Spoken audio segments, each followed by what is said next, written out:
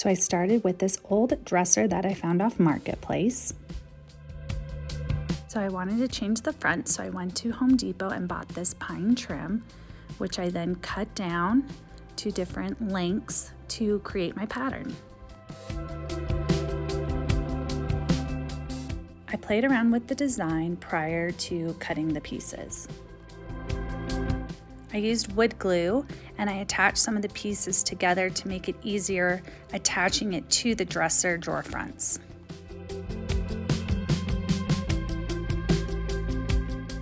Once I had the wood glue on each end, I used a corner brace to secure each piece together and hold it in place until it was dry.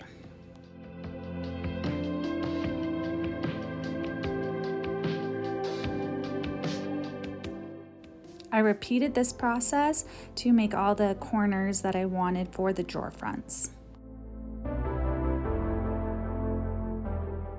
After all the pieces were dry, I started attaching them using a nail gun, and I just kind of worked in sections on each drawer at a time.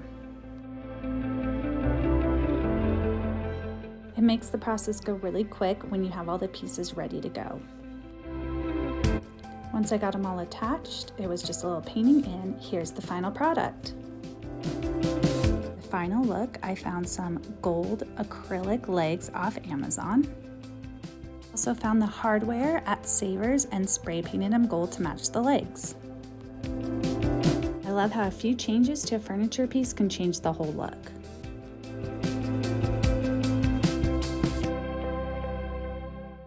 Click to subscribe to see more ways to flip your grandma's furniture, which will give you great ideas for the future.